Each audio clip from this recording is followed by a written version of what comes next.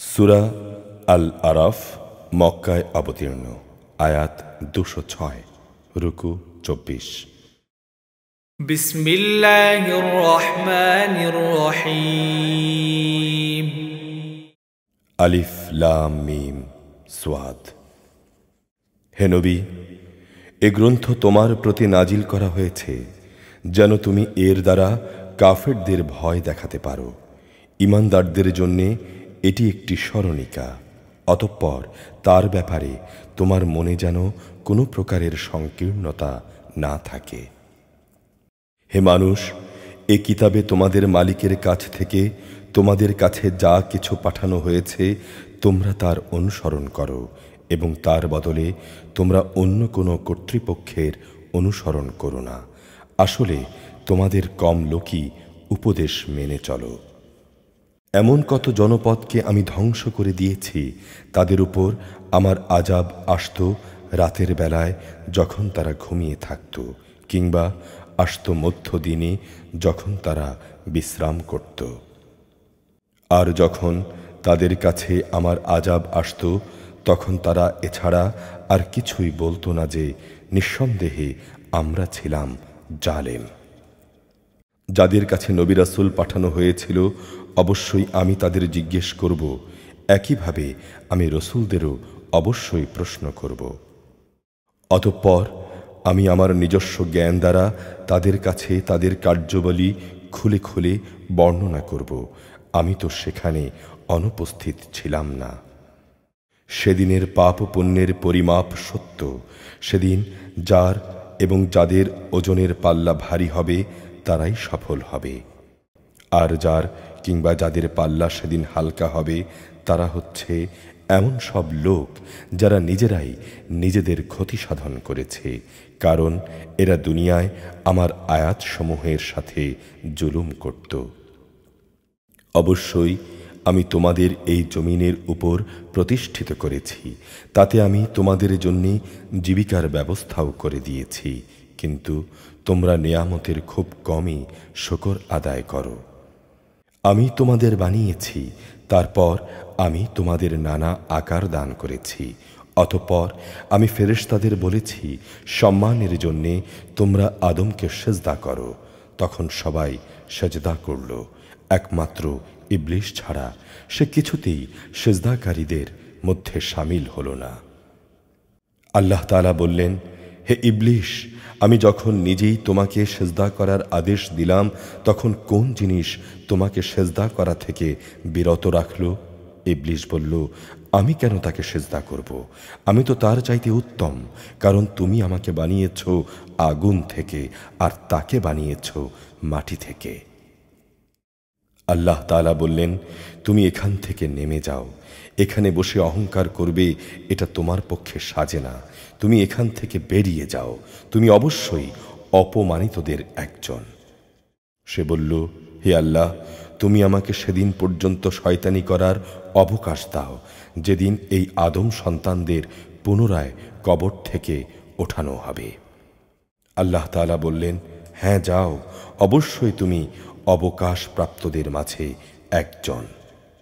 সে বলল, যেহেতু তুমি এই আদমের জন্যই আমাকে গুমরাহিতে নিমজ্জিত করলে, তাই আমি এদের গুমরাহ করার জন্যে অবশ্যই তোমার প্রদর্শিত সরল পথে ওঁত পেতে বসে থাকব। অতঃপর পথভ্রষ্ট করার জন্যে আমি অবশ্যই তাদের কাছে আসব তাদের সামনের দিক থেকে, তাদের পেছন দিক থেকে, তাদের ডান দিক থেকে, তাদের বাঁ দিক থেকে।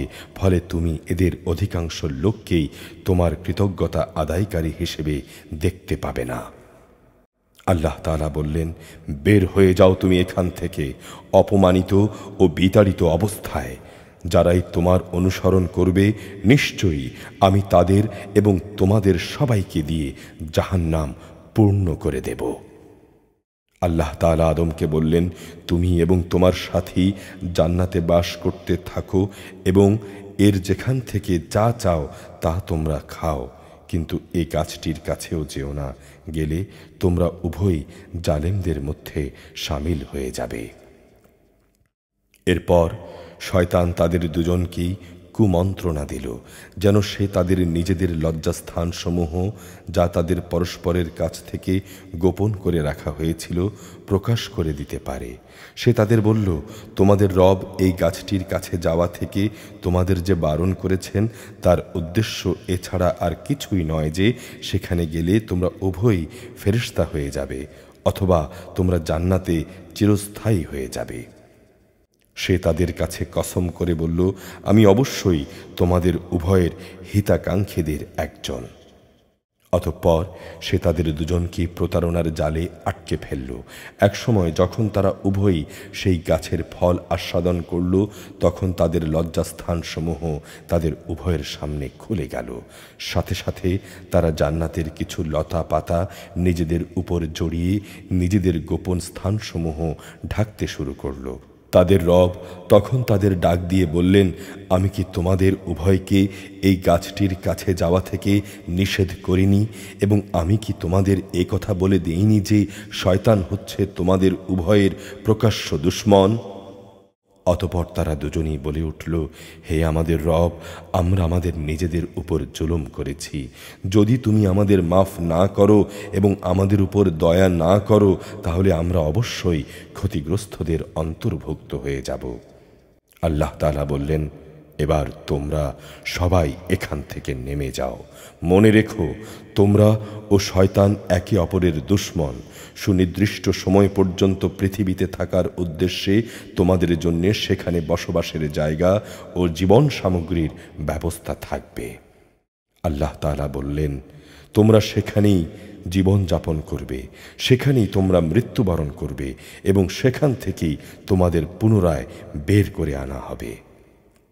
হে আদম সন্তানরা, আমি তোমাদের উপর পোশাক সংক্রান্ত বিধান পাঠিয়েছি যাতে করে এর দ্বারা তোমরা তোমাদের গোপন স্থানসমূহ ঢেকে রাখতে পারো এবং নিজেদের সৌন্দর্য ফুটিয়ে তুলতে পারো।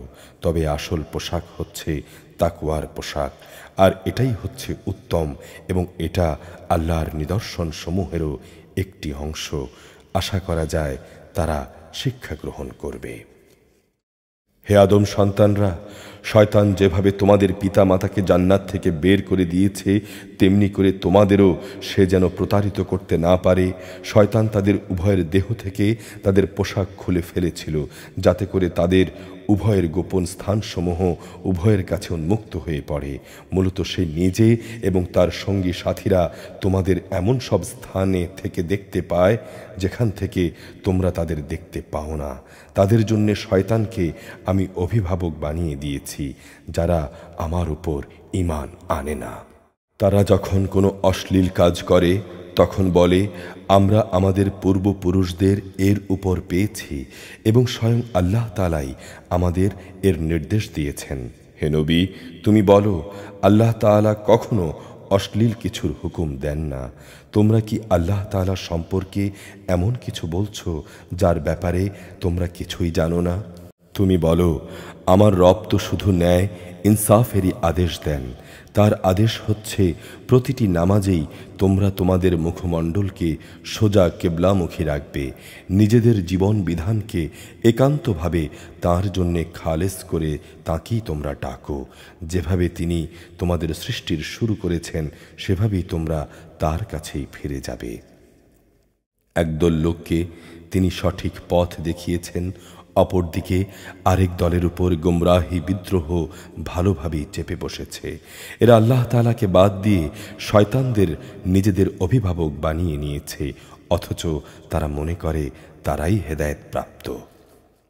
হে আদম সন্তানরা, তোমরা প্রতিটি ইবাদতের সময় তোমাদের সৌন্দর্য মণ্ডিত পোশাক গ্রহণ করো, তোমরা খাও এবং পান করো, তবে কোনো অবস্থাতেই অপচয় করো না। অবশ্যই আল্লাহ তাআলা অপচয়কারীদের পছন্দ করেন না। হে নবী, তুমি বলো, আল্লাহ তাআলার সেসব সৌন্দর্যমণ্ডিত পোশাক এবং পবিত্র খাবার তোমাদের জন্যে কে হারাম করেছে, যেগুলো তিনি স্বয়ং তার বান্দাদের জন্য উদ্ভাবন করেছেন? তুমি বলো, এগুলো হচ্ছে যারা ঈমান এনেছে তাদের পার্থিব পাওনা।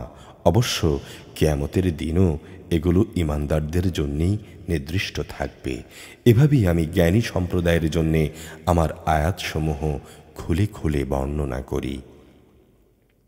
তুমি বলো, হ্যাঁ, আমার রব অবশ্যই যাবতীয় প্রকাশ্য ও অপ্রকাশ্য অশ্লীল কাজ, গুনাহ ও অন্যায়ভাবে বাড়াবাড়ি করাকে হারাম করেছেন। তিনি আরও হারাম করেছেন তোমরা আল্লাহর সাথে অন্য কাউকে শরিক করবে, যার ব্যাপারে তিনি কখনো কোনো সনদ নাজিল করেননি, এবং আল্লাহ তাআলা সম্পর্কে তোমরা এমন সব কথা বলবে যার ব্যাপারে তোমাদের কোনোই জ্ঞানই নেই। প্রত্যেক জাতির জন্যে তার উত্থান পতনের একটি সুনির্দিষ্ট মেয়াদ রয়েছে। যখন তাদের সে মেয়াদ আসবে তখন তারা এক দণ্ডও বিলম্ব করবে না, তেমনি তারা এক মুহূর্ত এগোতেও পারবে না। হে আদম সন্তানরা, যখনই তোমাদের কাছে তোমাদের মধ্য থেকে রসুলরা আসবে যারা তোমাদের কাছে আমার আয়াতসমূহ পড়ে শোনাবে, তখন যে ও যারা সেই অনুযায়ী তাকওয়া অবলম্বন করবে এবং নিজেদের সংশোধন করে নেবে, তাদের কোনো ভয় থাকবে না, তারা কখনো দুশ্চিন্তাও করবে না। আর যারা আমার আয়াতসমূহকে মিথ্যা প্রতিপন্ন করবে এবং এই সত্য নিয়ে অহংকার করবে, তারা হবে জাহান্নামের অধিবাসী, সেখানে তারা চিরদিন অবস্থান করবে। যে ব্যক্তি আল্লাহ তাআলার উপর মিথ্যা আরোপ করে কিংবা তার আয়াতসমূহকে মিথ্যা সাব্যস্ত করে, তার চাইতে বড় জালেম আর কে? এরা হচ্ছে সেই সব ব্যক্তি যারা কিতাবে বর্ণিত দুর্ভাগ্য থেকে তাদের নিজেদের অংশ পেতে থাকবে। এমনিভাবে তাদের মৃত্যুর সময় তাদের কাছে আমার ফেরেশতারা যখন এসে হাজির হবে, যারা তাদের মৃত্যু দেবে, তখন তারা বলবে, বলো, তারা এখন কোথায় যাদের তোমরা আল্লাহ তাআলার বদলে ডাকতে? তারা বলবে, আজ সবাই আমাদের ছেড়ে সরে গেছে। তারা সেদিন সবাই নিজেদের বিরুদ্ধে সাক্ষ্য দেবে, তারা সত্যি কাফের ছিল। আল্লাহ তাআলা বলবেন, তোমাদের আগে যেসব মানুষের দল, জিনের দল গত হয়ে গেছে, তাদের সাথে তোমরাও আজ সবাই জাহান্নামের আগুনে প্রবেশ করো। এমনি করে যখন একটি জনগোষ্ঠী জাহান্নামে দাখিল হতে থাকবে, তখন তারা তাদের সাথী ভাই বোনদের উপর লানত দিতে থাকবে। এভাবে লানত দিতে দিতে যখন সবাই সেখানে গিয়ে একত্র হবে, তখন তাদের শেষের দলটি পূর্ববর্তী দলের ব্যাপারে বলবে, হে আমাদের রব, এরাই হচ্ছে সেসব লোক যারা আমাদের গোমরাহ করেছিল, তুমি এদের আগুনের শাস্তি দ্বিগুণ করে দাও। আল্লাহ তাআলা বলবেন, আজ তোমাদের প্রত্যেকের শাস্তিই হবে দ্বিগুণ, কিন্তু তোমরা তো বিষয়টি জানোই না। তাদের প্রথম দলটি তাদের শেষের দলটিকে বলবে, হ্যাঁ, আমরা অপরাধী হয়ে থাকলে তোমাদেরও আমাদের উপর কোনো শ্রেষ্ঠত্ব ছিল না। সে সময় আল্লাহ ঘোষণা আসবে, তোমরা আজ নিজ নিজ কর্মফলের জন্যে আযাবের স্বাদ গ্রহণ করতে থাকো। অবশ্যই যারা আমার আয়াতসমূহকে অস্বীকার করেছে এবং বিদ্রোহ করে তা থেকে মুখ ফিরিয়ে নিয়েছে, তাদের জন্য কখনো রহমত ভরা আসমানের দুয়ার খুলে দেয়া হবে না। না এরা জান্নাতে প্রবেশ করতে পারবে যতক্ষণ পর্যন্ত একটি সূচের ছিদ্র পথ দিয়ে একটি উট প্রবেশ করতে পারবে। আমি এভাবেই অপরাধীদের প্রতিফল দিয়ে থাকি। সেদিন তাদের জন্য বিছানা থাকবে জাহান্নামের আগুনের, আবার এই আগুনই হবে তাদের উপরের আচ্ছাদন। এভাবেই আমি জালিমদের প্রতিফল দিয়ে থাকি। যারা আমার উপর ঈমান এনেছে এবং নেক আমল করেছে, আমি তাদের কাউকেই তাদের সাধ্যের বাইরে দায়িত্ব দেই না। এ লোকেরাই হচ্ছে জান্নাতের অধিবাসী, তারা সেখানে চিরদিন থাকবে। দুনিয়ায় তাদের মনের ভেতর পরস্পরের বিরুদ্ধে যে ঘৃণা বিদ্বেষ ছিল, তা আমি সেদিন বের করে ফেলে দেব। তাদের জন্য নির্দিষ্ট জান্নাতের তলদেশ দিয়ে ঝর্ণাধারা প্রবাহিত হবে। এসব দেখে তারা বলবে, সমস্ত প্রশংসা আল্লাহ তাআলার জন্যে, যিনি আমাদের এই স্থানটির পথ দেখিয়েছেন। আল্লাহ তাআলা আমাদের পথ না দেখালে আমরা নিজেরা কিছুতেই হেদায়েত পেতাম না। আমাদের মালিকের পক্ষ থেকে রসুলরা সত্য বিধান নিয়ে এসেছিল। এ সময় তাদের জন্যে ঘোষণা দেয়া হবে, এই হচ্ছে সেই জান্নাত আজ তোমাদের যার উত্তরাধিকারী করে দেয়া হলো, আর এটা হচ্ছে সেসব কাজের প্রতিফল যা তোমরা দুনিয়ায় করছিলে। জান্নাতের অধিবাসীরা জাহান্নামী লোকদের ডেকে বলবে, আমাদের রব আমাদের সাথে যে ওয়াদা করেছিলেন আমরা তা সত্যি পেয়েছি। তোমরা কি তোমাদের মালিকের ওয়াদা সমূহকে সঠিক পেয়েছ? তারা বলবে, হ্যাঁ। অতঃপর তাদের মাঝে একজন ঘোষণাকারী ঘোষণা করবে, জালেমদের উপর আল্লাহ তাআলার লানত হোক। লানত হোক তাদের উপরও যারা মানুষদের আল্লাহ তাআলার পথ থেকে বিরত রাখত এবং তাতে বক্রতা খুঁজে বেড়াত, আর তারা শেষ বিচারের দিনকেও অস্বীকার করত। তাদের উভয়ের মাঝে একটি দেয়াল থাকবে। এ দেয়ালের উঁচু স্থানের উপরে থাকবে আরেক দলের কিছু লোক, যারা সেখানে আনিত প্রতিটি ব্যক্তিকে তাদের নিজ নিজ চিহ্ন অনুযায়ী চিনতে পারবে। তারা জান্নাতের অধিবাসীদের ডেকে বলবে, তোমাদের উপর শান্তি বর্ষিত হোক। এরা যদিও তখন পর্যন্ত জান্নাতে প্রবেশ করেনি, কিন্তু প্রতি মুহূর্তে এরা সেখানে প্রবেশ করার আগ্রহ পোষণ করছে। অতঃপর যখন তাদের দৃষ্টি জাহান্নামের অধিবাসীদের আযাবের দিকে ফিরিয়ে দেয়া হবে, তখন তারা বলবে, হে আমাদের রব, আমাদের তুমি জালেম সম্প্রদায়ের অন্তর্ভুক্ত করো না। অতঃপর পার্থক্য নির্ণয়কারী সে দেয়ালের উঁচু স্থানে অবস্থানকারী ব্যক্তিরা জাহান্নামের লোকদের, যাদের তারা নিজ নিজ চিহ্ন অনুযায়ী চিনতে পারবে, ডেকে বলবে, কই তোমাদের দলবল কোনোটাই তো আজ কাজে এলো না। তোমরা যে অহংকার করতে তাও কোনো কাজে এলো না। এরা কি সেসব লোক নয় দুনিয়ায় যাদের ব্যাপারে তোমরা কসম করে বলতে, আল্লাহ তাআলা তাঁর রহমতের কোনো অংশই এদের দান করবেন না?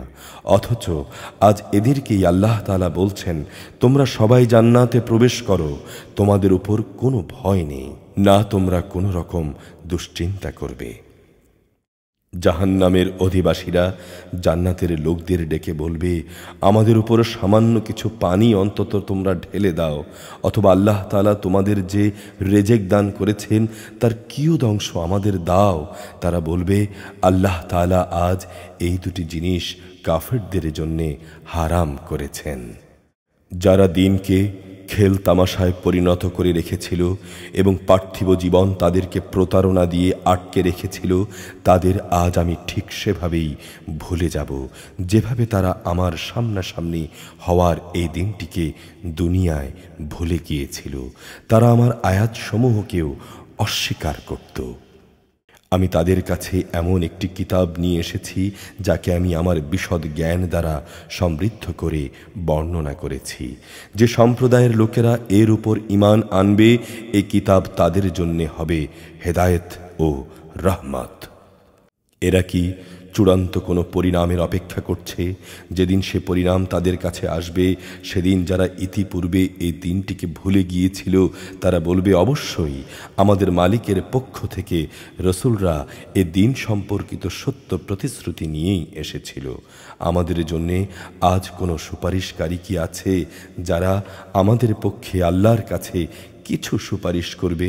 অথবা এমন কি হবে আমাদের পুনরায় দুনিয়ায় ফিরিয়ে দেয়া হবে, যাতে আমরা সেখানে গিয়ে আগে যা করতাম তার চাইতে ভিন্ন ধরনের কিছু করে আসতে পারি? মূলত এরা নিজেরা নিজেদের ক্ষতি সাধন করেছে। এরা আল্লাহর উপরে যা কিছু তারা মিথ্যা আরোপ করত, তাও তাদের কাছ থেকে আজ হারিয়ে গেছে। অবশ্যই তোমাদের রব আল্লাহ তাআলা, যিনি 6 দিনে আসমানসমূহ ও জমিন সৃষ্টি করেছেন, অতঃপর তিনি আরশের উপর অধিষ্ঠিত হন। তিনি দিনের উপর রাতের পর্দা বিছিয়ে দেন, দ্রুত গতিতে তা একে অন্যকে অনুসরণ করে। সূরজ, চাঁদ ও তারাসমূহকে তাঁর বিধানের অধীন করে রাখা হয়েছে। জেনে রেখো, সৃষ্টি যেহেতু তাঁর, সুতরাং তার উপর সার্বভৌম ক্ষমতাও একমাত্র তাঁর। সৃষ্টিকুলের মালিক আল্লাহ তাআলা অত্যন্ত বরকতময়। তোমরা বিনয়ের সঙ্গে ও চুপিসারে তোমাদের রবকে ডাকো, অবশ্যই তিনি সীমা লঙ্ঘনকারীদের পছন্দ করেন না। আল্লাহর জমিনে একবার তার শান্তি স্থাপনের পর তোমরা বিপর্যয় সৃষ্টি করো না। তোমরা ভয় ও আশা নিয়ে একমাত্র তাকেই ডাকো। অবশ্যই আল্লাহর রহমত নেক লোকদের অতি কাছে রয়েছে। তিনিই মহান আল্লাহ, যিনি বাতাসকে বৃষ্টি ও রহমতের সুসংবাদবাহী হিসেবে জনপদে পাঠান। শেষ পর্যন্ত যখন সে বাতাস পানির ভারী মেঘমালা বহন করে চলতে থাকে, তখন আমি তাকে একটি মৃত জনপদের দিকে পাঠিয়ে দিই। অতঃপর সে মেঘ থেকে আমি পানি বর্ষণ করি এবং তা দিয়ে জমিন থেকে আমি সব ধরনের ফলমূল বের করে আনি। এভাবেই আমি মৃতকে জীবন থেকে বের করে আনব। আশা করা যায় তোমরা এ থেকে কিছু শিক্ষা গ্রহণ করবে। উৎকৃষ্ট জমিন তার মালিকের আদেশে তার উৎকৃষ্ট ফসলই উৎপন্ন করে, আর যে জমিন বিনষ্ট হয়ে গেছে তা কঠোর পরিশ্রম ব্যতীত কিছুই উৎপন্ন করে না। এভাবেই আমি আমার নিদর্শন সমূহ স্পষ্ট করে বর্ণনা করি এমন এক জাতির জন্যে যারা এসব নিয়ামতের কৃতজ্ঞতা জ্ঞাপন করে। আমি নূহকে তার জাতির কাছে পাঠিয়েছিলাম। অতঃপর সে তাদের বলল, হে আমার জাতি, তোমরা আল্লাহ তাআলার দাসত্ব কবুল করো। তিনি ছাড়া তোমাদের আর কোনো মাবুদ নেই। আমি আসলেই তোমাদের উপর এক কঠিন দিনের আযাবের আশঙ্কা করছি। তার জাতির নেতারা বলল, হে নূহ, আমরা নিশ্চিত দেখতে পাচ্ছি তুমি এক সুস্পষ্ট বিভ্রান্তিতে নিমজ্জিত রয়েছ। সে বলল, হে আমার জাতি, আমার সাথে কোনো রকম বিভ্রান্তি নেই। আমি হচ্ছি সৃষ্টিকুলের মালিকের পক্ষ থেকে পাঠানো একজন রসূল। আমার কাজ হচ্ছে আমি আমার মালিকের বাণীসমূহ তোমাদের কাছে পৌঁছে দেব এবং তোমাদের শুভ কামনা করব। কেননা আখিরাত সম্পর্কে আমি আল্লাহ তাআলার কাছ থেকে এমন কিছু কথা জানি যা তোমরা জানো না। তোমরা কি এতে আশ্চর্যান্বিত হচ্ছ যে তোমাদের কাছে তোমাদেরই মতো একজন মানুষের উপর তোমাদের মালিকের বাণী এসেছে, যাতে করে সে তোমাদের আযাব সম্পর্কে সতর্ক করে দিতে পারে এবং তোমরাও সময় থাকতে সাবধান হবে। আশা করা যায় তোমাদের উপর দয়া করা হবে। অতঃপর তারা তাকে মিথ্যা প্রতিপন্ন করল। আমি তাকে এবং তার সাথে যারা নৌকায় মজুদ ছিল তাদের সবাইকে বিপর্যয় থেকে উদ্ধার করলাম, আর যারা আমার আযাব সমূহকে মিথ্যা বলেছে তাদের আমি পানিতে ডুবিয়ে দিলাম। এরা ছিল আসলেই গোঁড়া ও অন্ধ জাতি। আমি আদ জাতির কাছে পাঠিয়েছিলাম তাদেরই এক ভাই হুদকে। সে তাদের বলল, হে আমার জাতি, তোমরা আল্লাহ তাআলার দাসত্ব স্বীকার করো। তিনি ছাড়া তোমাদের আর কোনো ইলাহ নেই। তোমরা কি তাকে ভয় করো না? তার জাতির সর্দাররা যারা কুফরি করেছে তারা বলল, আমরা তো নিশ্চিত দেখছি তুমি নির্বুদ্ধিতার মাঝে আছো। অবশ্যই আমরা মনে করি তুমি মিথ্যাবাদীদেরই একজন। সে বলল, হে আমার জাতি, আমার সাথে কোনো রকম নির্বুদ্ধিতা নেই, বরং আমি হচ্ছি সৃষ্টিকুলের মালিকের পক্ষ থেকে পাঠানো একজন রসূল। আমার দায়িত্ব হচ্ছে আমি আমার মালিকের বাণীসমূহ তোমাদের কাছে পৌঁছে দেব। আমি তোমাদের একজন বিশ্বস্ত শুভাকাঙ্ক্ষীও বটে। তোমরা কি বিস্মিত হচ্ছ তোমাদের কাছে তোমাদের মালিকের পক্ষ থেকে তোমাদেরই মতো একজন মানুষের উপর তোমাদের জন্য সুস্পষ্ট বাণী এসেছে, যাতে করে এ দিয়ে সে তোমাদের আযাবের ভয় দেখাতে পারে। স্মরণ করো যখন আল্লাহ তাআলা নূহের পর তোমাদেরকে এই জমিনে খলিফা বানিয়েছেন এবং অন্যান্য সৃষ্টির মাঝে তিনি তোমাদের বেশি ক্ষমতা দান করেছেন। অতএব হে আমার জাতি, তোমরা আল্লাহ তাআলার অনুগ্রহগুলো স্মরণ করো। আশা করা যায় তোমরা সাফল্য লাভ করতে পারবে। তারা হুদকে বলল, তুমি কি আমাদের কাছে এই জন্যই এসেছ যে আমরা কেবল এক আল্লাহর ইবাদত করব এবং আমাদের পূর্বপুরুষরা যাদের ইবাদত করেছে তাদের বাদ দিয়ে দেব? হ্যাঁ, এটাই যদি হয় তাহলে নিয়ে এসো আমাদের কাছে সে আযাবের বিষয়টি যার ব্যাপারে তুমি আমাদের এত ভয় দেখাচ্ছ, যদি তুমি সত্যবাদী হও। সে বলল, তোমাদের উপর তোমাদের মালিকের পক্ষ থেকে আযাব ও ক্রোধ তো নির্ধারিত হয়েই আছে। তোমরা কি আমার সাথে সে মিথ্যা মাবুদদের নামগুলোর ব্যাপারে বিতর্কে লিপ্ত হতে চাও, যা তোমরা এবং তোমাদের বাপদাদারা এমনি এমনি রেখে দিয়েছ, যার ব্যাপারে আল্লাহ তাআলা কোনো রকম সনদ নাজিল করেননি? অতএব তোমরা তোমাদের পরিণতির অপেক্ষা করো, আমিও তোমাদের সাথে অপেক্ষা করতে থাকব। অতঃপর আমি তাকে এবং তার সাথে যেসব ঈমানদার ব্যক্তিরা ছিল তাদের আমার রহমত দ্বারা আযাব থেকে বাঁচিয়ে দিলাম।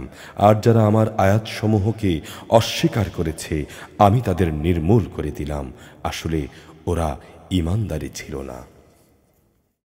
সামুদ জাতির কাছে এসেছিল তাদেরই এক ভাই সালেহ। সে তাদের বলল, হে আমার জাতি, তোমরা এক আল্লাহ তাআলার ইবাদত করো, তিনি ছাড়া তোমাদের আর কোনো ইলাহ নেই। তোমাদের কাছে তোমাদের মালিকের কাছ থেকে সুস্পষ্ট নিদর্শন এসেছে। এটা হচ্ছে আল্লাহর উষ্ট্রি, এটা তোমাদের জন্য নিদর্শন। একে তোমরা ছেড়ে দাও যেন তা আল্লাহ তাআলার জমিনে বিচরণ করে খেতে পারে। তোমরা তাকে কোনো খারাপ মতলবে স্পর্শ করো না, তাহলে আল্লাহর কঠোর আযাব এসে তোমাদের পাকড়াও করবে। স্মরণ করো যখন তিনি আদ জাতির পর তোমাদের দুনিয়ায় খলিফা বানিয়েছিলেন এবং জমিনে তিনি তোমাদের প্রতিষ্ঠা দান করেছেন। তোমরা এর সমতল ভূমি থেকে মাটি নিয়ে প্রাসাদ বানাচ্ছ আর পাহাড় কেটে কেটে নিজেদের ঘর বাড়ি তৈরি করতে পারছ। অতএব তোমরা আল্লাহ তাআলার এই জ্ঞান ও প্রকৌশল সংক্রান্ত নিয়ামতগুলোকে স্মরণ করো এবং জমিনে তোমরা বিপর্যয় ঘটিও না।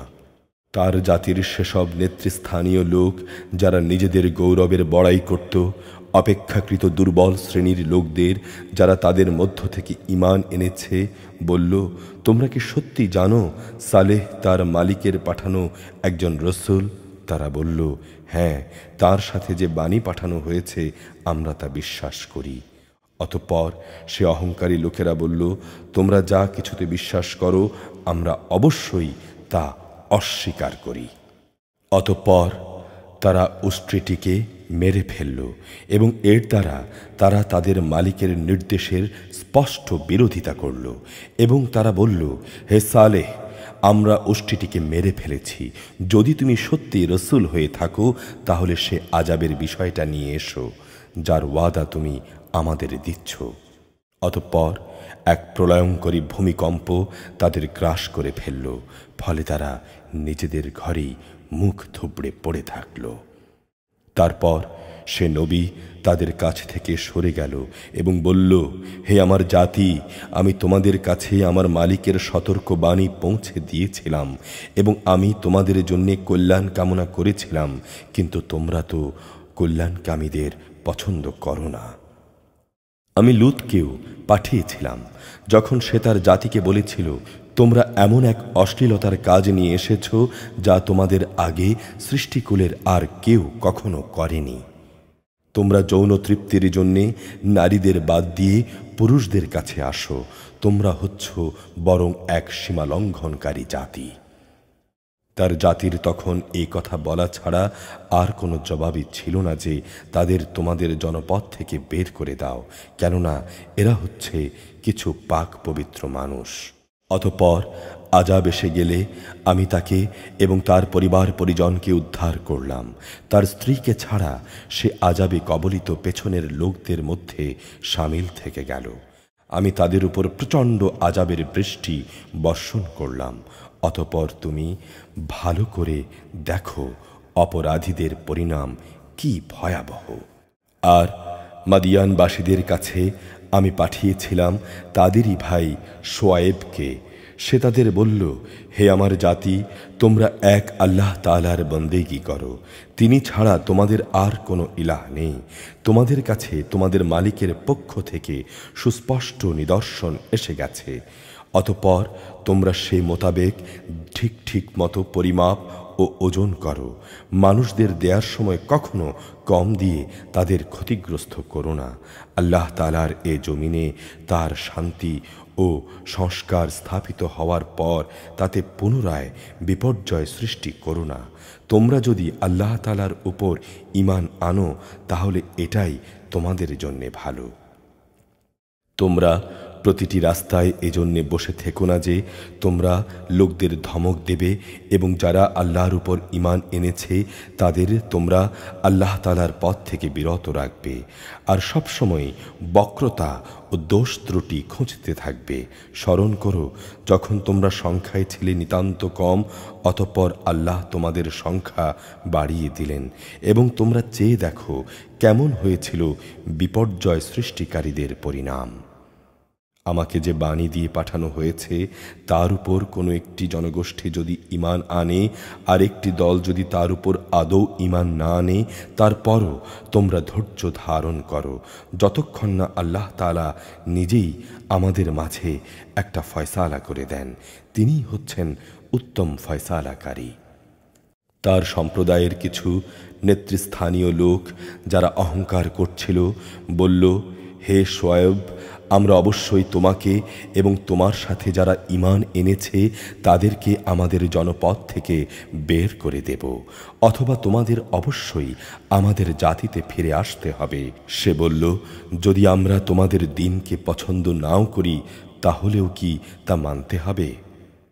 সেখান থেকে আল্লাহ তাআলা আমাদের একবার মুক্তি দেওয়ার পর যদি আমরা আবার তোমাদের জীবনাদর্শে ফিরে আসি তাহলে আমরা এর মাধ্যমে আল্লাহ তাআলার উপর মিথ্যা আরোপ করব। আমাদের পক্ষে এটা কখনো সম্ভব নয় যে আমরা সেখানে ফিরে যাব।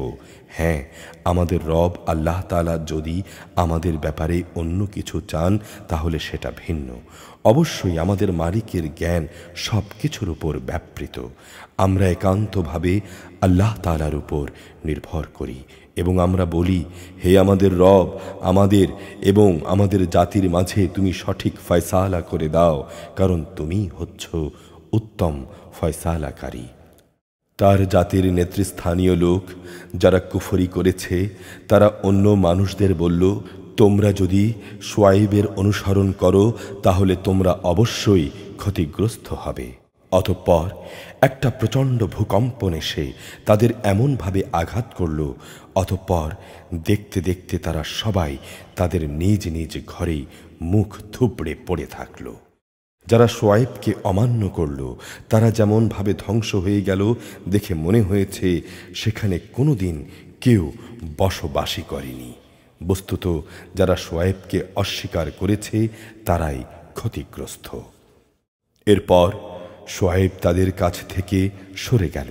যাবার সময় বলল, হে আমার জাতি, আমি তোমাদের কাছে আমার মালিকের বাণীসমূহ পৌঁছে দিয়েছিলাম। আমি আন্তরিকভাবেই তোমাদের কল্যাণ কামনা করেছিলাম। আমি কিভাবে এমন সব মানুষের জন্যে আজ আফসোস করব যারা স্বয়ং আল্লাহকেই অস্বীকার করে?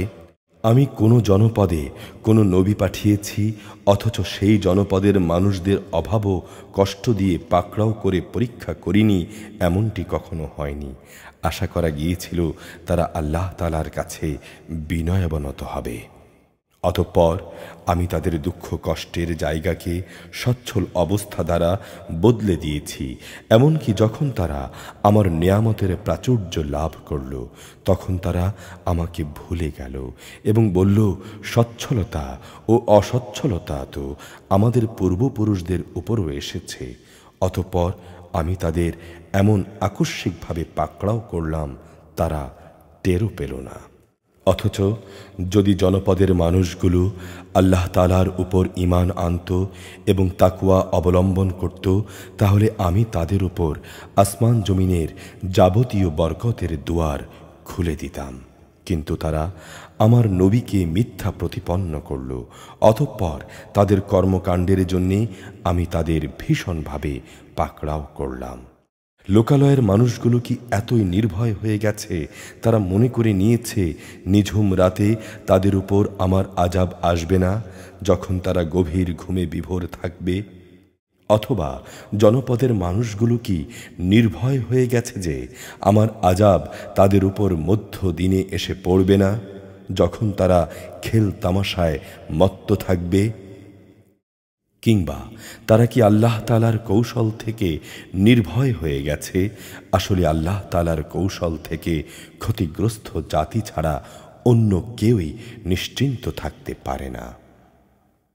আগের লোকদের চলে যাওয়ার পর সেখানে যারা পরে দুনিয়ার উত্তরাধিকারী হয়েছে, এই বিষয়টি কি তাদের কখনো হেদায়েতের পথ দেখায় না যে আমি ইচ্ছা করলে তাদের অপরাধের জন্যে তাদের পাকড়াও করতে পারি এবং এমনভাবে তাদের দিলের উপর মোহর মেরে দিতে পারি যাতে করে তারা শুনতেই পাবে না?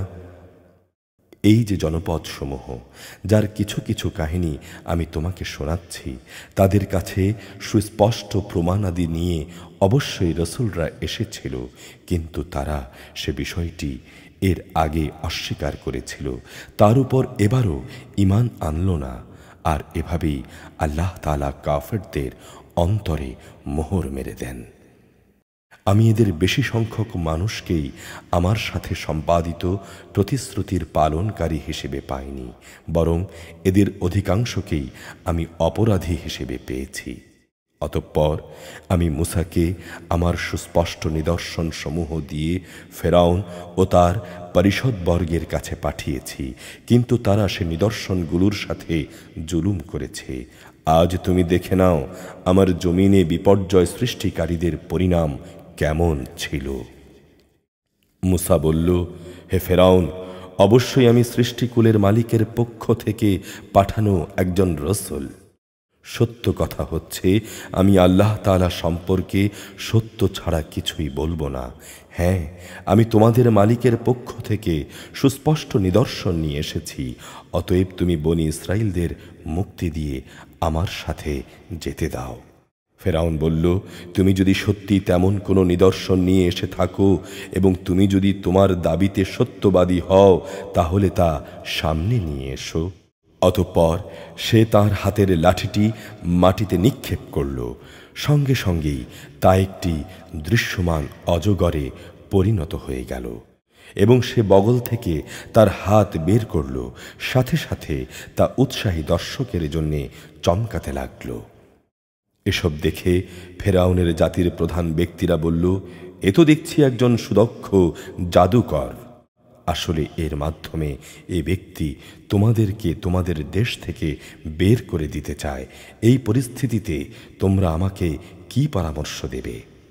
তারা ফেরাউনকে বলল, আপাতত তাকে এবং তার ভাইকে এখানে থাকতে দাও এবং এই সুযোগে তোমরা শহরে বন্দরে সরকারি সংগ্রাহক পাঠিয়ে দাও, যেন তারা দেশের সকল দক্ষ জাদুকরদের অবিলম্বে তোমাদের কাছে নিয়ে আসে।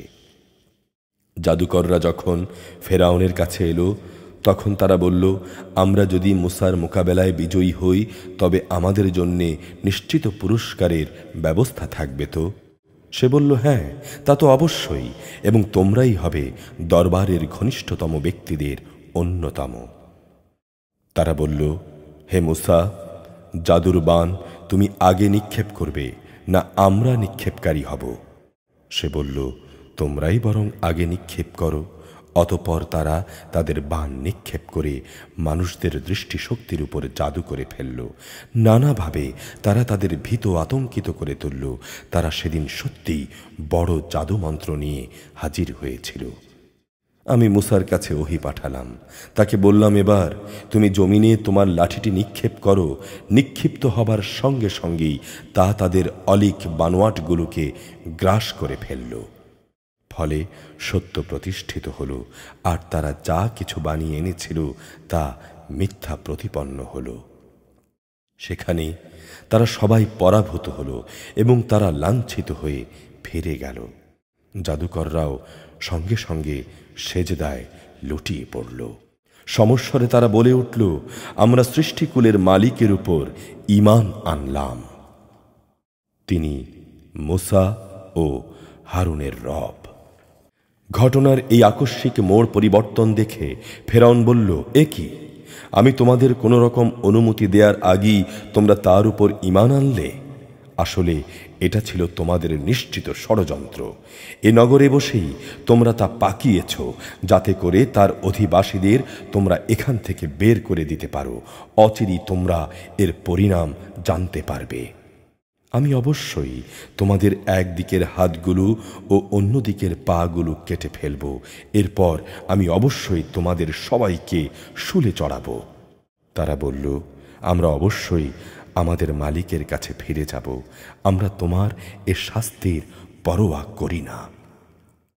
তুমি আমাদের কাছ থেকে এ কারণেই কি প্রতিশোধ নিচ্ছ যে আমরা আমাদের মালিকের নিদর্শন সমূহ যা তাঁর কাছ থেকে আমাদের কাছে এসে পৌঁছেছে তার উপর ঈমান এনেছি? আমরা আল্লাহ তাআলার কাছে প্রার্থনা করি, হে আমাদের রব, তুমি আমাদের ধৈর্য ধারণ করার ক্ষমতা দাও এবং তোমার অনুগত বান্দা হিসেবে তুমি আমাদের মৃত্যু দিও। ফেরাউনের জাতির সর্দাররা তাকে বলল, তুমি কি মূসা ও তার দল বলকে এ জমিনে বিপর্যয় সৃষ্টি করার জন্য এমনি ছেড়ে দিয়ে রাখবে এবং তারা তোমাকে ও তোমার দেবতাদের এভাবে বর্জন করেই চলবে? সে বলল, না, তা কখনো হবে না। আমি অচিরেই তাদের ছেলেদের হত্যা করব এবং তাদের মেয়েদের আমি জীবিত রাখব। অবশ্যই আমি তাদের উপর বিপুল ক্ষমতায় ক্ষমতাবান। মূসা তার জাতিকে বলল, তোমরা আল্লাহর কাছেই সাহায্য চাও এবং ধৈর্য ধারণ করো। মনে রেখো, অবশ্যই এ জমিন আল্লাহ তাআলার। তিনি নিজ বান্দাদের মাঝে যাকে চান তাকেই এই জমিনের উত্তরাধিকার বানান। চূড়ান্ত সাফল্য হচ্ছে তাকওয়া অবলম্বনকারীদের। তারা মূসাকে বলল, তুমি আমাদের কাছে নবী হয়ে আসার আগেও আমরা নির্যাতিত হয়েছি, আর এখন তুমি আমাদের কাছে আসার পরও কি আমরা নির্যাতিত হব? মূসা বলল, হ্যাঁ, খুব তাড়াতাড়ি সম্ভবত তোমাদের রব তোমাদের শত্রুকে ধ্বংস করে দেবেন এবং এই দুনিয়ায় তিনি তোমাদের তাদের স্থলাভিষিক্ত করবেন। অতঃপর তিনি দেখবেন তোমরা কিভাবে কাজকর্ম করো। ক্রমাগত বেশ কয়েক বছর ধরে আমি ফেরাউনের লোকজনদের দুর্ভিক্ষ ও ফসলের স্বল্পতা দিয়ে আক্রান্ত করে রেখেছিলাম। আশা ছিল তারা কিছুটা হলেও সতর্ক হবে। যখন তাদের উপর ভালো সময় আসত তখন তারা বলতো, এ তো আমাদের নিজেদের সৌভাগ্যের কারণেই এসেছে। আবার যখন দুঃসময় তাদের পেয়ে বসত তখন নিজেদের দুর্ভাগ্যের ভার তারা মূসা ও তার সঙ্গী সাথীদের উপর আরোপ করত। আসলে তাদের দুর্ভাগ্যের যাবতীয় বিষয় তো আল্লাহ তাআলার হাতেই রয়েছে, কিন্তু তাদের অধিকাংশ লোকই এই সম্পর্কে অবহিত নয়। তারা মূসাকে বলল, আমাদের উপর জাদুর প্রভাব বিস্তার করার জন্যে তুমি যত নিদর্শনী নিয়ে আসো না কেন, আমরা কিন্তু কখনো তোমার উপর ঈমান আনব না। অতঃপর এ ধৃষ্টতার জন্যে আমি তাদের উপরে ঝড় তুফান দিলাম, পঙ্গপাল পাঠালাম, উকুন ছড়ালাম, ব্যাঙ ছেড়ে দিলাম ও রক্তপাতজনিত বিপর্যয় পাঠালাম। এর সব কয়টি এসেছিল আমার কতিপয় সুস্পষ্ট নিদর্শন হিসেবে, কিন্তু এ সত্ত্বেও তারা অহংকার বড়াই করতেই থাকল। আসলেই তারা ছিল অপরাধী জাতি। তাদের উপর যখন কোনো বিপর্যয় আসত তখন তারা বলতো, হে মূসা, তোমার কাছে দেয়া তোমার মালিকের ওয়াদা অনুযায়ী তুমি আমাদের জন্যে তোমার মালিকের কাছে দোয়া করো। যদি এবারের মতো আমাদের উপর থেকে এই বিপদ দূর করে দাও তাহলে অবশ্যই আমরা তোমার উপর ঈমান আনব এবং অবশ্যই আমরা বনী ইসরাইলদের তোমার সাথে যেতে দেব। অতঃপর যখন তাদের উপর থেকে একটি নির্দিষ্ট সময়ের জন্যে, যে সময়টুকু সেজন্যে নির্ধারিত ছিল, সে বালা মুসিবত আমি অপসারণ করে নিতাম, তখন সাথে সাথেই তারা ওয়াদা ভঙ্গ করে ফেলত। অতঃপর আমি তাদের কাছ থেকে ওয়াদা ভঙ্গের প্রতিশোধ নিলাম। তাদের আমি সাগরে ডুবিয়ে দিলাম, কেননা তারা আমার আয়াতসমূহকে মিথ্যা প্রতিপন্ন করেছিল এবং তারা ছিল এসব নিদর্শন থেকে উদাসীন। এবার আমি তাদের ক্ষমতার আসনে বসিয়ে দিলাম যাদের এতদিন দুর্বল করে রাখা হয়েছিল। তাদের আমি এ রাজ্যের পূর্ব পশ্চিম সহ সব কয়টি প্রান্তের অধিকারী বানিয়ে দিলাম, যাতে আমি আমার প্রভূত কল্যাণ ছড়িয়ে দিয়েছি। এভাবেই বনী ইসরাইলের উপর প্রদত্ত তোমার মালিকের প্রতিশ্রুতির সেই কল্যাণবাণী সত্যে পরিণত হল, কেননা তারা ধৈর্য ধারণ করেছিল। ফেরাউন ও তার জাতির যাবতীয় শিল্পকর্ম ও উঁচু প্রাসাদ যা তারা নির্মাণ করেছিল আমি সব কিছুই ধ্বংস করে দিলাম। ফেরাউনকে ডুবিয়ে মারার পর আমি বনী ইসরাইলদের সমুদ্র পার করিয়ে দিয়েছি। অতঃপর সমুদ্রের ওপারে তারা এমন একটি জাতির কাছে এসে পৌঁছল যারা সব সময় তাদের মূর্তিদের উপর পূজার অর্ঘ্য দেওয়ার জন্য বসে থাকত। এদের দেখে বনি ইসরায়েলের লোকেরা বলল, হে মূসা, তুমি আমাদের জন্যও একটি দেবতা বানিয়ে দাও, যেমন দেবতা রয়েছে এদের। এই কথা শুনে সে তাদের বলল, নিঃসন্দেহে তোমরা হচ্ছ এক মূর্খ জাতি। এ লোকেরা যেসব কাজে লিপ্ত রয়েছে তা একদিন ধ্বংস করে দেয়া হবে, এবং এরা যা করছে তাও সম্পূর্ণ বাতিল সাব্যস্ত হবে। সে বলল, আমি কি তোমাদের জন্য আল্লাহ তাআলাকে বাদ দিয়ে অন্য মাবুদ তালাশ করব, অথচ তিনি তোমাদের সৃষ্টিকুলের উপর শ্রেষ্ঠত্ব দান করেছেন। স্মরণ করো, যখন আমি তোমাদেরকে ফেরাউনের লোকজনদের কাছ থেকে মুক্ত করেছিলাম। তারা তোমাদের মর্মান্তিক শাস্তি দিত, তারা তোমাদের পুত্র সন্তানদের হত্যা করত, আর তোমাদের মেয়েদের তারা জীবিত ছেড়ে দিত। এতে তোমাদের জন্য তোমাদের মালিকের পক্ষ থেকে এক মহাপরীক্ষা নিহিত ছিল। আমি মূসাকে আমার কাছে ডাকার জন্যে 30টি রাত নির্ধারণ করে দিয়েছিলাম, পরে আরও 10 মিলিয়ে তা পূর্ণ করেছি। এভাবেই তাঁর জন্যে তার মালিকের নির্ধারিত সময় 40 রাতের মেয়াদ পূর্ণ হয়েছে। যাত্রার প্রাক্কালে মূসা তার ভাই হারুনকে বলল, আমার অবর্তমানে আমার জাতির মাঝে তুমি আমার প্রতিনিধিত্ব করবে, তাদের সংশোধন করবে, কখনো বিশৃঙ্খলা সৃষ্টিকারীদের কথা মতো চলবে না।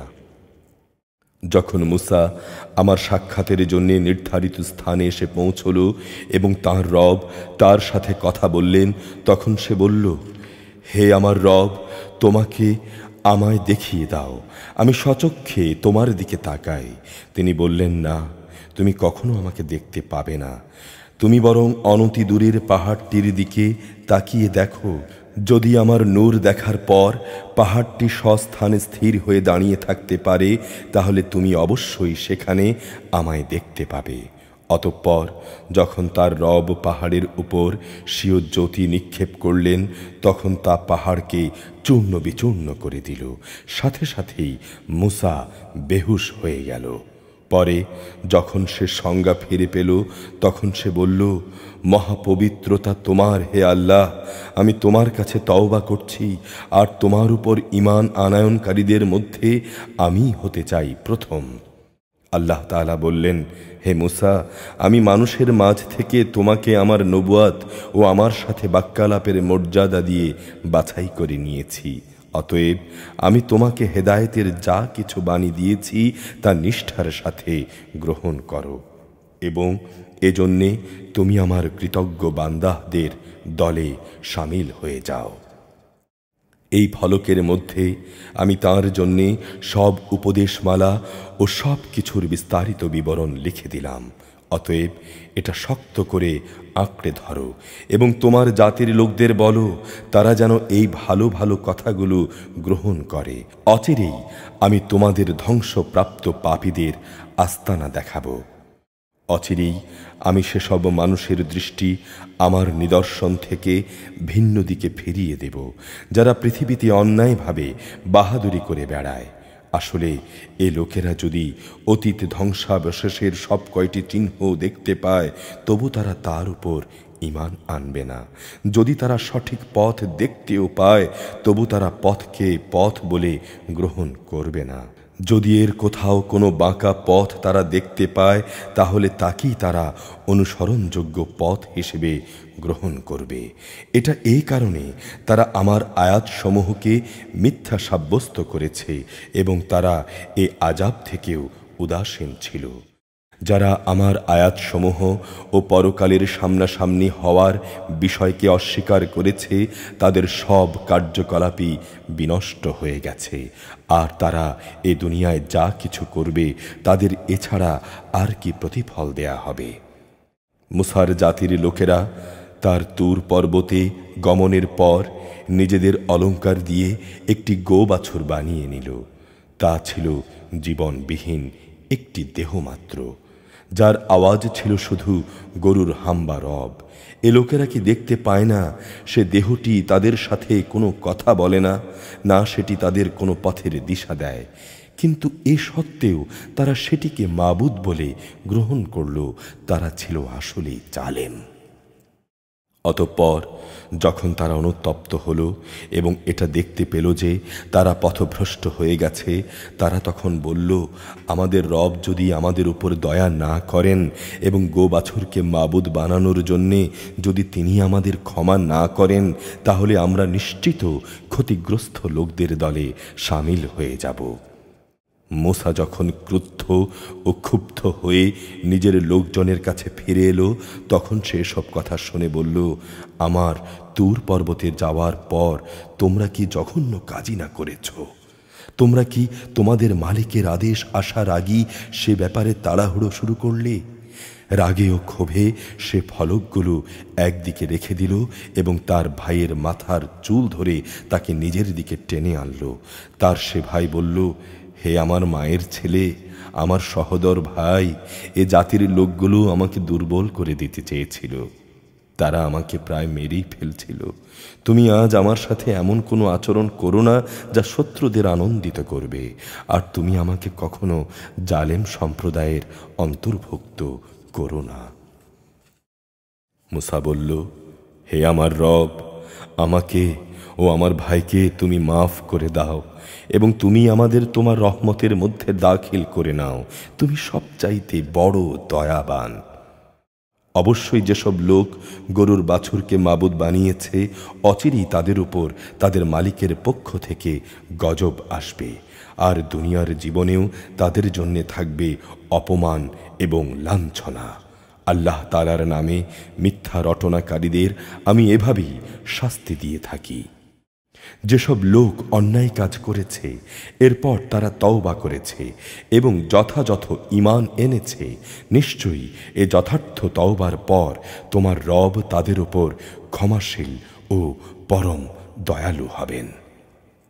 পরে যখন মূসার ক্রোধ কিছুটা প্রশমিত হল, তখন সে তাওরাতের ফলকগুলো তুলে নিল।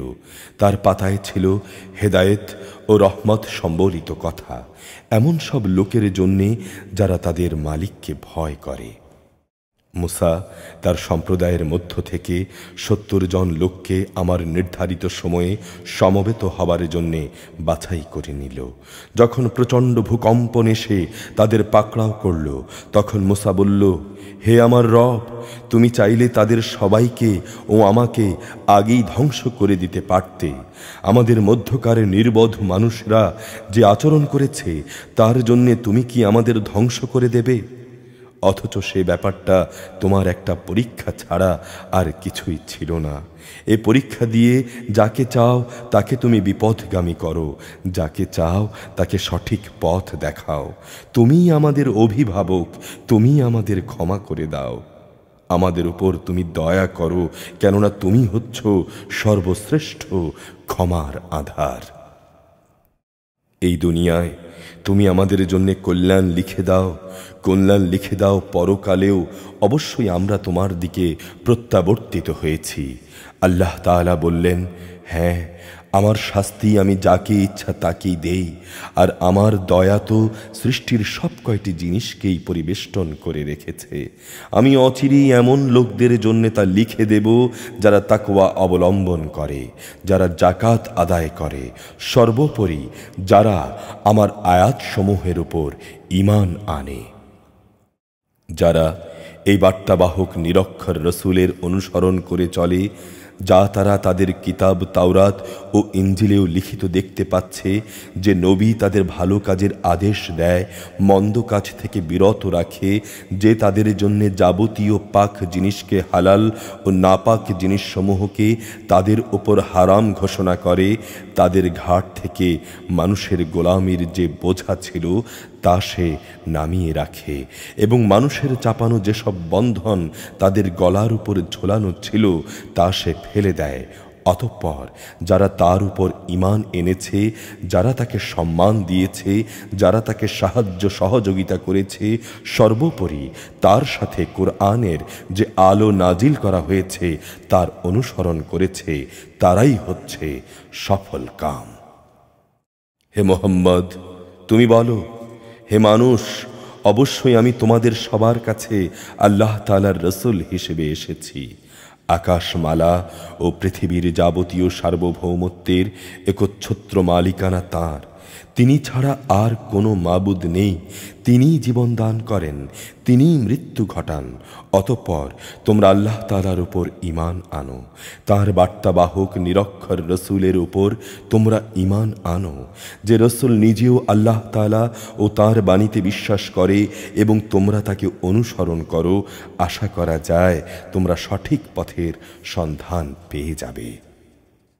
মুসার জাতির মধ্যে এমন একটি সম্প্রদায়ও আছে যারা অন্যদের সত্যের পথ দেখায় এবং তা দিয়ে ইনসাফ করে।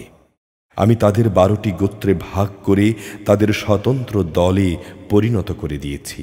মুসার সম্প্রদায়ের লোকেরা যখন তার কাছে পানি চাইল, তখন আমি মুসাকে ওহী পাঠিয়ে বললাম, তুমি তোমার হাতের লাঠির দ্বারা পাথরে আঘাত করো। অতঃপর তা থেকে 12টি ঝর্ণাধারা বের হলো। প্রত্যেকটি মানুষ তাদের নিজেদের পানি পান করার স্থান চিনে নিল।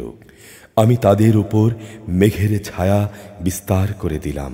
তাদের কাছে মান্না ও সালওয়া নামক উৎকৃষ্ট খাবার পাঠালাম। তাদের আমি বললাম, তোমাদের আমি যেসব পবিত্র জিনিস দান করেছি তা তোমরা খাও। আমার কৃতজ্ঞতা আদায় না করে তারা আমার উপর কোনো জুলুম করেনি, বরং তারা জুলুম করেছে তাদের নিজেদের উপর। যখন তাদের বলা হয়েছিল, তোমরা এই জনপদে বসবাস করো এবং সেখান থেকে যা কিছু চাও তোমরা আহার করো, তোমরা বলো, হে আল্লাহ, আমরা তোমার কাছে ক্ষমা চাই। আর যখন সেই জনপদের দ্বার পথ দিয়ে ভেতরে প্রবেশ করবে, তখন সজদাবনত অবস্থায় প্রবেশ করবে। আমি তোমাদের গুনাহসমূহ মাফ করে দেব। আমি অচিরেই এসব উত্তম লোকদের অতিরিক্ত দান করব। কিন্তু তাদের মধ্যে যারা জালেম ছিল, তারা তাদের যা করতে বলা হয়েছিল তা সম্পূর্ণ বদলে দিয়ে ভিন্ন কথা বলল।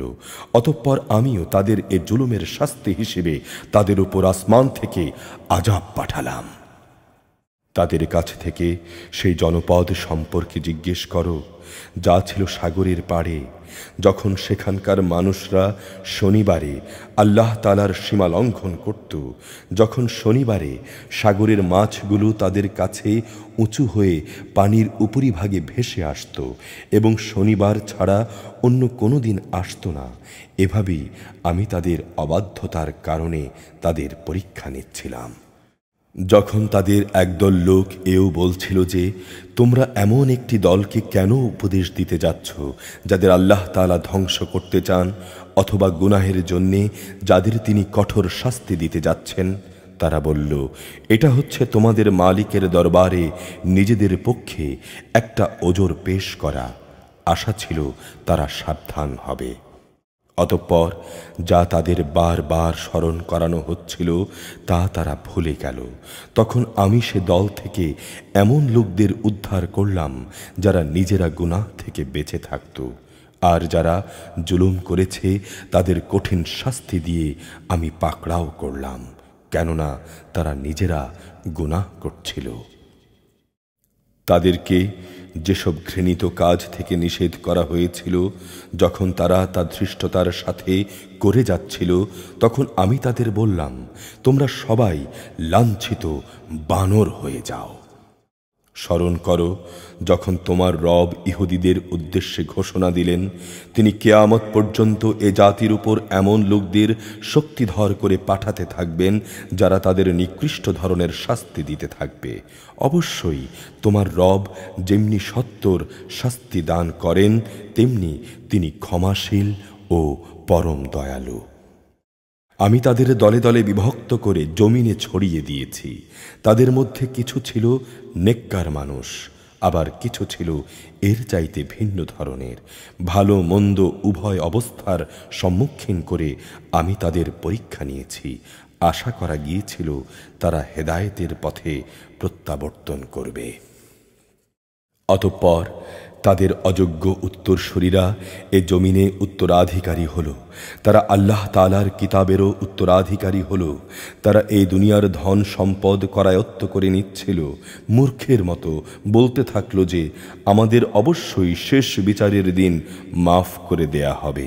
কিন্তু অর্জিত সম্পদের অনুরূপ সম্পদ যদি তাদের কাছে এসে পড়ে, তারা সাথে সাথেই তা হস্তগত করে নেয়। তাদের কাছ থেকে আল্লাহ তাআলার কিতাবের এই প্রতিশ্রুতি কি নেওয়া হয়নি যে তারা আল্লাহ তাআলা সম্বন্ধে সত্য ছাড়া কিছু বলবে না? সেখানে যা আছে তা তারা অধ্যয়ন করেছে। আর পরকালীন ঘরবাড়ি, হ্যাঁ, যারা তাকওয়া অবলম্বন করে তাদের জন্যে তাই হচ্ছে উত্তম নিবাস। তোমরা কি অনুধাবন করো না? অপরদিকে যারা আল্লাহর কিতাবকে শক্ত করে আঁকড়ে ধরে এবং নামাজ প্রতিষ্ঠা করে, তাদের জানা উচিত আমি কখনো সংশোধনকারীদের বিনিময় নষ্ট করি না। আমি যখন তাদের মাথার উপর পাহাড়কে উঁচু করে রেখেছিলাম, মনে হচ্ছিল তা যেন একটি ছায়া। তারা তো ধরেই নিয়েছিল তা বুঝি এখনই তাদের উপর পড়ে যাবে।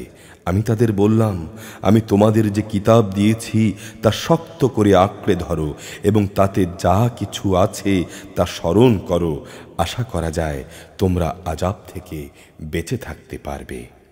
স্মরণ করো যখন তোমাদের রব আদম সন্তানের পৃষ্ঠদেশ থেকে তাদের পরবর্তী সন্তান সন্ততিদের বের করে এনেছেন এবং তাদের নিজেদের উপর নিজেদের সাক্ষী বানিয়ে এই মর্মে আনুগত্যের স্বীকারোক্তি আদায় করেছেন যে আমি কি তোমাদের রব নই? তারা বলল, হ্যাঁ, আমরা সাক্ষ্য দিলাম। এর উদ্দেশ্য ছিল যেন কিয়ামতের দিন তোমরা এই কথা বলতে না পারো আমরা এই বিষয়ে বেখবর ছিলাম। কিংবা এই কথাও যেন না বলো যে আল্লাহর সাথে শিরক তো আমাদের বাপদাদারাই আগে করেছে আর আমরা ছিলাম তাদের পরবর্তী বংশধর। বাতিলপন্থীরা যা করেছে সেই জন্যে কি আজ তুমি আমাদের ধ্বংস করবে? এভাবেই আমি অতীতের দৃষ্টান্ত সমূহ খোলাখুলি বর্ণনা করি। আশা করা যায় এরা সোজা পথে ফিরে আসবে। হে মোহাম্মদ, তুমি তাদের কাছে এমন একজন মানুষের কাহিনী পড়ে শোনাও যার কাছে আমি আমার আয়াতসমূহ পাঠিয়েছিলাম। অতঃপর সে তা থেকে বিচ্যুত হয়ে পড়ে, শয়তানও তার পিছু নেয় এবং সে পথভ্রষ্টদের দলভুক্ত হয়ে পড়ে।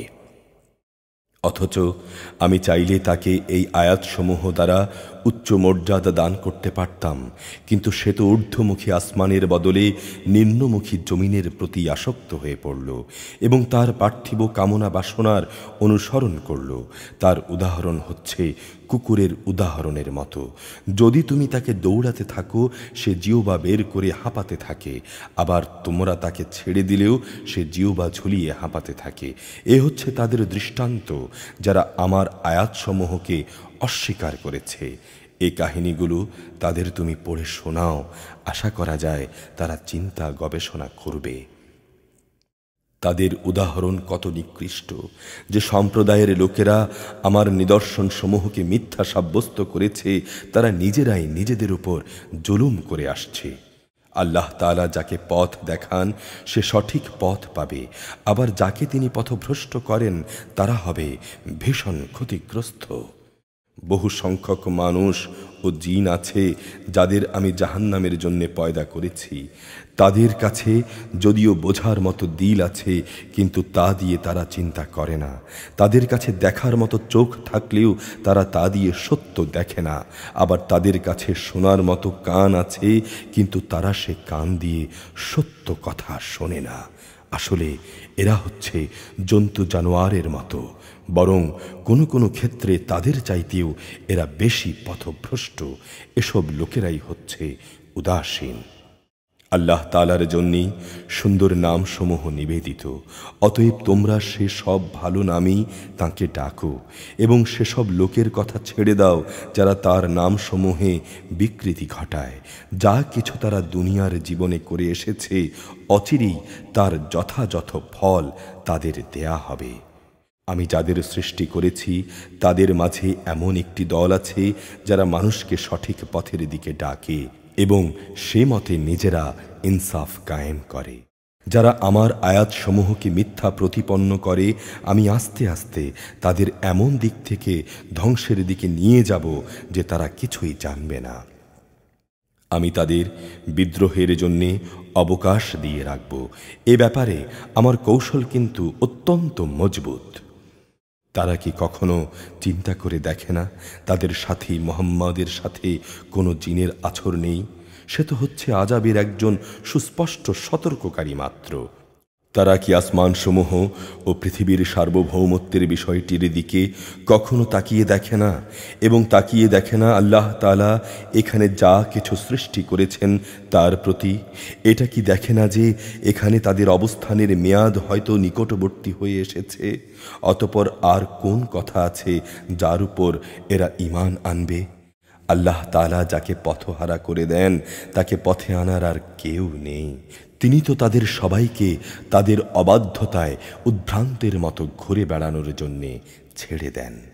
তারা তোমার কাছে কিয়ামত সম্পর্কে জিজ্ঞেস করে, এ দিনটি কখন সংঘটিত হবে? তুমি তাদের বলো, এর জ্ঞান তো রয়েছে আমার মালিকের কাছে। এর সময় আসার আগে তিনি তা প্রকাশ করবেন না। তবে আকাশমণ্ডলী ও জমিনের জন্য সেদিন তা হবে একটি ভয়াবহ ঘটনা। এটি তোমাদের কাছে আসবে একান্ত আকস্মিকভাবেই। তারা এ প্রশ্নটি এমনভাবে জিজ্ঞেস করে যে মনে হয় তুমি বুঝি সে সম্পর্কে সব কিছু জানো। তাদের বলো, কিয়ামতের জ্ঞান তো একমাত্র আল্লাহ তাআলার কাছেই রয়েছে, কিন্তু অধিকাংশ মানুষই এই কথাটি জানে না। হে নবী, তুমি বলো, আমি তো আমার নিজের ভালো মন্দের মালিকও নই, তবে আল্লাহ তাআলা যা চান তা আলাদা। যদি আমি অজানা বিষয় সম্পর্কে জানতাম তাহলে আমি তা দিয়ে অনেক ফায়দাই তো হাসিল করে নিতে পারতাম এবং কোনো অকল্যাণই আমাকে স্পর্শ করতে পারত না। আমি জাহান্নামের সতর্ককারী ও জান্নাতের সুসংবাদবাহী ছাড়া আর কিছুই নই, সে জাতির জন্যে যারা আমার উপর ঈমান আনে। তিনিই আল্লাহ তাআলা, যিনি তোমাদের একটি প্রাণ থেকে পয়দা করেছেন এবং তার থেকে তিনি তার জুড়ি বানিয়েছেন, যেন তার কাছে সে পরম শান্তি লাভ করতে পারে। অতঃপর যখন পুরুষ সাথীটি তার মহিলা সাথীটিকে দৈহিক প্রয়োজন মেটাতে গিয়ে ঢেকে দিল, তখন মহিলা সাথীটি এক লঘু গর্ভ ধারণ করল এবং সে এ নিয়ে চলাফেরা করল।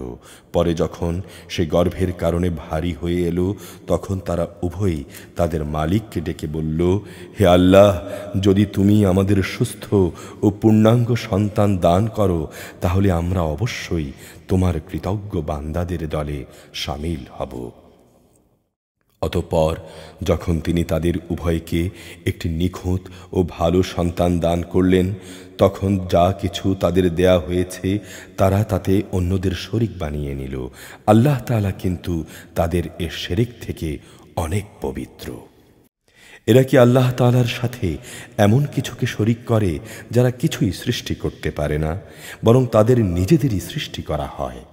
তারা তাদের কোনো রকম সাহায্য করতে সক্ষম নয়, তারা তো আসলে নিজেদেরও সাহায্য করতে পারে না। তোমরা যদি এই লোকদের হেদায়েতের পথের দিকে আহ্বান করো, তারা তোমাদের কথা শুনবে না। তাদের হেদায়েতের পথে ডাকো কিংবা চুপ করে থাকো, উভয়টাই তোমাদের জন্যে সমান কথা। আল্লাহ তাআলাকে বাদ দিয়ে তোমরা যাদের ডাকো তারা তো তোমাদের মতোই কতিপয় বান্দা। তোমরা তাদের ডেকি দেখো না? তোমরা সত্যবাদী হলে তাদের উচিত তোমাদের ডাকে সাড়া দেয়া। তাদের কি কোনো পা আছে যার উপর ভর দিয়ে তারা চলতে পারে? অথবা তাদের কি কোনো ক্ষমতাধর হাত আছে যা দিয়ে তারা সব কিছু ধরতে পারে? কিংবা আছে কি তাদের কোনো চোখ যা দিয়ে তারা সব কিছু দেখতে পারে? কিংবা আছে কি তাদের কোনো কান যা দিয়ে তারা শুনতে পারে? তুমি বলো, তোমরা ডাকো তোমাদের শরীকদের, এরপর তোমরা আমার বিরুদ্ধে ষড়যন্ত্র করো এবং আমাকে কোনো অবকাশ দিও না। তুমি বলো, নিশ্চয়ই আমার অভিভাবক হচ্ছেন একমাত্র আল্লাহ তাআলা, যিনি কিতাব নাজিল করেছেন। তিনি সবসময় ভালো লোকদের অভিভাবকত্ব করেন।